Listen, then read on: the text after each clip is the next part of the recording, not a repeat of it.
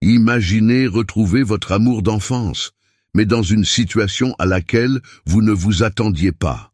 Raphaël, multimillionnaire, est habitué à résoudre des problèmes avec de l'argent. Mais rien ne le prépare au choc de revoir Elena, la fille qui était autrefois son monde, vivant dans la rue. Que lui est-il arrivé? Pourquoi a-t-elle disparu? Et saura-t-il l'aider à réécrire son histoire? Ou sera-t-il trop tard? Ce qui commence comme un acte de compassion se transforme rapidement en un voyage de secrets révélés, de défis émotionnels et d'une connexion qui défie tous les pronostics. Ne manquez pas cette histoire qui émouvoira, surprendra et montrera que le véritable amour est plus fort que n'importe quel obstacle. La nuit était fraîche et Raphaël avait besoin d'un moment loin des formalités. Après des heures passées à sourire aux investisseurs et à engager des conversations interminables, il a décidé de se promener dans les rues animées de São Miguel. Les lampadaires projetaient des ombres douces sur les trottoirs alors que les gens se précipitaient, chacun avec sa propre histoire. Raphaël, cependant, était perdu dans ses pensées, s'interrogeant sur le vide qui semblait grandir en lui. C'est alors qu'il la vit. Assis au coin d'une rue, tenant une pancarte disant « Un simple sourire, ça aide ». Il s'arrêta instantanément. Son cœur s'accéléra. Il cligna des yeux plusieurs fois, pensant voir des choses. Cette femme, c'était impossible. Il s'approcha lentement, respirant à peine. « Elena » a-t-il appelé avec une hésitation dans la voix. La femme leva les yeux, méfiante. Son visage était marqué par le temps et les épreuves, mais Raphaël reconnaissait ses yeux. C'étaient les mêmes dont il se souvenait de son enfance, pleins de vie et de luminosité. Mais maintenant, ils étaient enveloppés par quelque chose qu'il ne pouvait pas nommer. « Cela dépend », répondit-elle en fronçant les sourcils. « Qui demande ?»« C'est moi, Raphaël, de Villa Serena. Vous n'arrivez pas à croire que nous nous sommes vus pour la dernière fois au bord du lac? Quand as-tu dit que je ne pourrais jamais attraper quoi que ce soit de décent ?» Elena plissa les yeux, essayant de le reconnaître. Son expression alternait entre confusion et incrédulité. « Villa Serena, qu'essayez-vous de faire? Une sorte de farce sur YouTube? Non, Hélène, c'est moi. » Il éprouva le besoin de s'agenouiller, comme si ce geste pouvait prouver sa sincérité.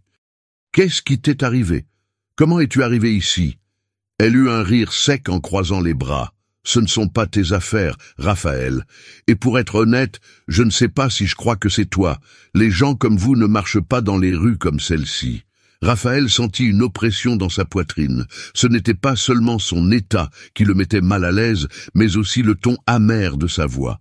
Il voulait l'aider, mais il ne savait pas comment. « Pourquoi ne viens-tu pas dîner avec moi, juste pour rattraper son retard ?» suggéra-t-il en se forçant à sourire qu'il espérait convaincant. « Ah, bien sûr. Et après ça, vas-tu me faire un de ces discours de motivation? Je n'ai pas besoin de ça, Raphaël. Je veux juste t'aider, répondit-il, essayant de paraître plus confiant qu'il ne l'était en réalité. Elena le regarda un instant, puis secoua la tête. « Si tu veux aider, Raphaël, commence par accepter que tout le monde ne veut pas ou n'ait pas besoin de charité. » Il prit une profonde inspiration, mais ne recula pas. Au lieu de cela, il a surpris Elena et lui-même en s'asseyant à côté d'elle sur le trottoir. « Alors dis-moi ce dont tu as besoin. » Elle le regarda pendant quelques secondes, avec un sourire cynique aux lèvres. « Si vous pensez qu'être assis ici va faire de vous une sorte de héros, vous vous trompez. Je ne suis pas un héros, Elena, je veux juste comprendre. » Les deux restèrent silencieux. Raphaël remarqua que le temps semblait passer plus lentement à côté d'elle. Pendant qu'il attendait qu'Elena dise quelque chose, elle semblait se demander si cela valait la peine de s'ouvrir un peu sur sa vie. Lorsqu'elle parla enfin, sa voix était plus douce. « Veux-tu comprendre? Alors, revenez demain, avec moins de certitude et plus de patience. » Raphaël hocha la tête, se leva et la regarda une dernière fois avant de s'éloigner. Quelque chose en lui savait que cette rencontre allait changer sa vie. Il n'avait pas toutes les réponses, mais pour la première fois depuis longtemps, il avait l'impression d'être sur la bonne voie. Le lendemain matin, Raphaël s'est réveillé agité. Il avait rêvé d'Elena, mais ce n'était pas un rêve heureux. Elle était au même endroit que la veille, mais de plus en plus distante, comme si le monde autour d'elle effaçait sa présence. Il savait qu'il ne pouvait pas ignorer ce qu'il ressentait. J'avais besoin d'y retourner. Alors qu'il traversait la ville, son esprit était rempli de souvenirs. L'enfance à Villa Serena semblait si lointaine, mais en même temps si vivante.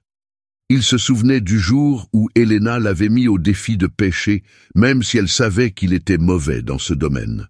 « Si vous prenez quelque chose de plus gros qu'un bâton, je vous laisse ma gomme préférée, » dit-elle en riant, tout en brandissant une ligne de fortune. « Ne sous-estimez pas mes capacités, » répondit Raphaël, déterminé. Il a lamentablement échoué, mais le rire d'Elena cet après-midi-là est quelque chose qu'il n'a jamais oublié. C'était authentique, comme tout ce qu'elle faisait. Lorsqu'il arriva à l'endroit où il l'avait trouvée la veille, Raphaël ne la vit pas tout de suite.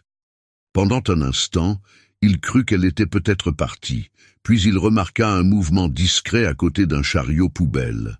Elle était là, avec le même regard méfiant. « Tu es vraiment revenu ?» dit Elena en croisant les bras. « J'ai promis, n'est-ce pas ?» répondit Raphaël avec un sourire, « et j'ai apporté du café et pas de caviar, je le jure. » Elena rit, même si elle essayait clairement de ne pas le montrer. « Eh bien, je vais prendre du café. Mais ne pense pas que cela signifie que je vais m'ouvrir à toi. Équitable.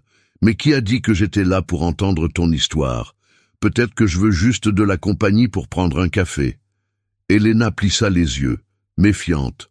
« Tu n'es pas aussi drôle que tu le penses. » Les deux hommes étaient assis sur un banc voisin. Raphaël a livré le café et un simple sandwich qu'il avait acheté en chemin. Pendant un moment, ils mangèrent en silence, mais petit à petit, Elena commença à se détendre. « Pourquoi es-tu si intéressé par moi, Raphaël? Tu as de l'argent, du succès. Qu'attends-tu de quelqu'un comme moi ?» lui demanda-t-elle en le regardant. « Je veux comprendre. Je veux savoir ce qui t'est arrivé. Et honnêtement, je veux savoir s'il y a encore quelque chose d'Elena da Villa Serena ici. » Elena soupira en remuant son café avec la paille. Elena de Villa Serena a quitté Raphaël il y a longtemps, et si elle est toujours là, elle n'est plus qu'une ombre. Je n'y crois pas. Et je pense qu'au fond, vous non plus. Elena n'a pas répondu. Ils se turent à nouveau, mais cette fois le silence parut moins inconfortable. Raphaël savait qu'il n'avait pas encore gagné sa confiance, mais il sentait qu'il était sur la bonne voie. Raphaël est revenu au lieu de rendez-vous le lendemain. Cette fois, j'ai apporté un sac contenant l'essentiel. Des vêtements propres, des articles de toilette et un nouveau manteau. Elena était au même endroit, mais lorsqu'elle vit le sac, elle fronça les sourcils. « Tu commences à me faire peur, Raphaël. Qu'est-ce que c'est maintenant ?» demanda-t-elle en haussant un sourcil. « Ce sont des choses dont vous pourriez avoir besoin, » répondit-il, essayant de ne pas paraître condescendant. « Je pensais qu'une couche supplémentaire serait utile. » Elena secoua la tête, mais ne fit aucun geste pour ramasser le sac. « Et qu'est-ce qui vient ensuite ? Veux-tu que j'accepte cela et qu'en retour, je te raconte toute ma vie ? » « Je ne veux rien en retour, Elena, » dit sincèrement Raphaël. « Je veux juste que tu saches que tu n'es pas obligé d'affronter tout seul. » Elle soupira et ramassa finalement son manteau, mais laissa le reste du sac par terre. « Écoute, je sais que tu veux aider, mais tu ne vas rien arranger avec des vêtements ou des mots gentils. Alors, dis-moi comment je peux t'aider. Dis-moi ce dont tu as besoin. J'ai besoin que tu arrêtes d'agir comme si j'étais un projet, » dit-elle avec un ton irrité. « Ma vie n'est pas une énigme que l'on peut résoudre. » Raphaël resta silencieux, absorbant ses paroles. Il s'est rendu compte qu'il abordait peut-être les choses de la mauvaise manière. « Vous avez raison, » a-t-il admis. « Je ne sais pas ce que je fais, mais je ne t'abandonne pas, Elena. »« Mais pourquoi tu t'en soucies autant, Raphaël ?» a-t-elle demandé avec un mélange de curiosité et de méfiance. « Parce que je t'ai rencontré alors que tu étais la personne la plus vivante et la plus inspirante que j'ai jamais rencontrée. Et je pense que cette personne est toujours là, quelque part. Elena resta silencieuse quelques instants avant de parler d'une voix plus basse. « La vie n'est pas si simple, Raphaël. Des choses arrivent, et nous n'avons pas toujours le choix. Alors dis-moi. Dites-moi ce qui s'est passé, a-t-il insisté. Avec un regard lointain, Elena commença à parler. Après la mort de mes parents, tout s'est effondré. Les factures, les dettes, rien n'avait de sens. J'ai essayé de garder la maison, mais je n'y suis pas parvenu. Quand j'ai perdu mon emploi, c'était le début de la fin. Raphaël écoutait chaque mot, ressentant le poids de l'histoire. Il savait que ce ne serait pas facile, mais il était déterminé à faire la différence. Raphaël a décidé qu'il ne pouvait pas continuer à écouter l'histoire d'Elena sans prendre des mesures plus significatives. Il a passé quelques appels et a obtenu une place dans un refuge réputé proposant des programmes de réinsertion sociale. Lorsqu'il annonça la nouvelle à Elena, elle le regarda avec scepticisme. « Un abri ?» demanda-t-il en croisant les bras. « Tu penses vraiment que c'est aussi simple ?»« Je ne pense pas que ce soit simple, Elena. »« Mais c'est un début, » a-t-il répondu en essayant de rester calme. « Pensez-vous que je n'ai jamais essayé ça auparavant? Ces gens vous regardent comme si vous étiez un problème à résoudre. C'est humiliant. Je sais que tu es fatigué, mais ce refuge est différent, » a insisté Raphaël. « Ils ont des programmes qui peuvent vous aider à vous remettre sur pied. » Elena soupira en regardant le sol. « Et que se passe-t-il si j'échoue à nouveau, Raphaël? Parce que, croyez-moi, ce n'est qu'une question de temps. » « Et si vous n'échouez pas ?» rétorqua-t-il. « Et si c'était ce dont vous aviez besoin pour recommencer ?» Elena rit, mais il y avait quelque chose de vulnérable dans son ton. « Vous avez réponse à tout, n'est-ce pas? Pas pour tout. Mais pour cela, je suis prête à essayer avec vous, » a déclaré Raphaël avec fermeté. Finalement, elle accepta, quoique à contre-cœur. Raphaël l'a emmenée au refuge et est resté à ses côtés pendant son inscription. Malgré l'inconfort initial, Elena a commencé à participer aux activités et, petit à petit, a acquis la confiance nécessaire pour s'ouvrir. C'est le 3e jour qu'elle se surprit à sortir un cahier et à commencer à écrire. Cependant, la décision de Raphaël d'aider Elena n'a pas été bien accueillie par tout le monde. Lors d'une réunion d'affaires, l'un de ses associés, Ricardo, le confronte. « Alors maintenant, tu es le sauveur des sans-abri ?» a demandé Ricardo avec un sourire ironique. « Vous savez ce que cela peut faire à votre réputation, n'est-ce pas? »« Ma réputation ne m'inquiète pas autant que tu le penses, Ricardo, » répondit froidement Raphaël. « Et si c'était une arnaque? N'avez-vous jamais envisagé cette possibilité ?» a poursuivi Ricardo. Raphaël se pencha en avant, croisant les mains. « Je n'aide pas Elena parce que j'attends quelque chose en retour. Je fais ça parce que c'est la bonne chose à faire. » Malgré les critiques, Raphaël est resté ferme sur sa décision. Il rendait régulièrement visite à Elena au refuge et les deux ont commencé à retrouver une partie du lien qu'ils avaient eu dans leur enfance. Lors d'une des visites, Elena, sur un ton légèrement sarcastique, a commenté « Je n'aurais jamais pensé que le garçon qui ne savait pas pêcher serait aussi têtu. Et je n'aurais jamais pensé que la fille qui m'a prêté la gomme serait si difficile à convaincre, » a répondu Raphaël en souriant. Au fil du temps, Raphaël s'est rendu compte qu'aider Elena transformait non seulement sa vie, mais aussi la sienne. Il avait l'impression de faire enfin quelque chose qui comptait vraiment. Elena commençait à changer. En participant aux activités du refuge et en redécouvrant ses compétences, elle a commencé à croire qu'un avenir différent était possible. Raphaël a continué à lui rendre visite, apportant toujours un sourire et une blague pour apaiser la tension. « Saviez-vous que je deviens une experte du café instantané ?» a-t-elle dit en brandissant un gobelet jetable. « Si ce recommencement tourne mal, je peux ouvrir un café. Eh bien, si vous avez besoin d'un investisseur, vous savez vers qui vous tournez, » répond Raphaël en riant. Les jours se sont transformés en semaines et Elena a trouvé un emploi dans un petit magasin local. C'était quelque chose de simple, mais cela représentait pour elle un grand pas.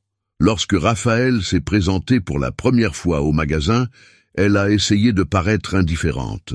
« Si vous venez acheter quelque chose, J'espère que vous apporterez beaucoup d'argent. Mes commissions sont faibles, a-t-il plaisanté. En fait, je suis venu acheter un sourire, a-t-il répondu. Combien ça coûte? Elena rit, mais intérieurement, elle était reconnaissante. La présence constante de Raphaël l'a aidé à rester concentré, même lorsque les défis semblaient insurmontables. À son tour, il a estimé que chaque visite renforçait leur lien. Mais il y avait une conversation qu'ils n'avaient pas encore eue sur ce qu'ils ressentaient l'un pour l'autre.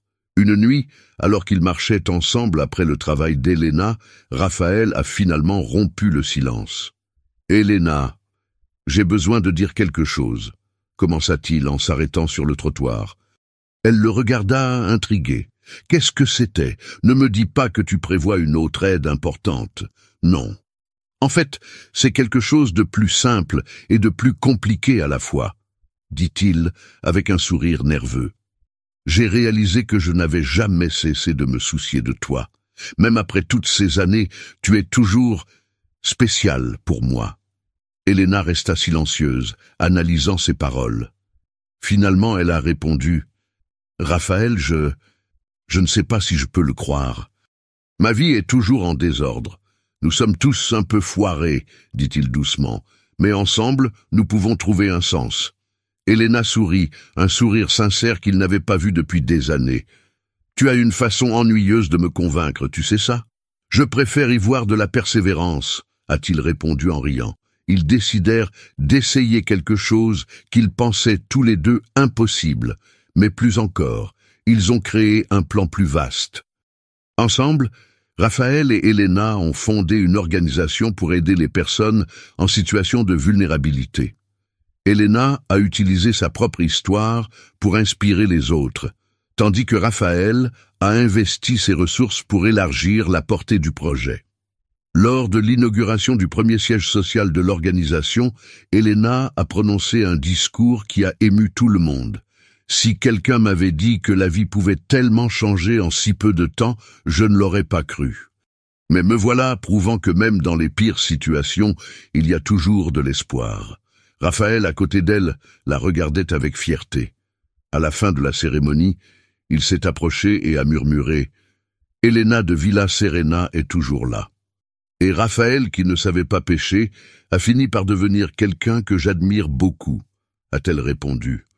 Alors que les deux hommes regardaient la foule rassemblée, ils ont réalisé que malgré tous les obstacles, ils étaient exactement là où ils étaient censés être, ensemble, créant quelque chose qui faisait la différence.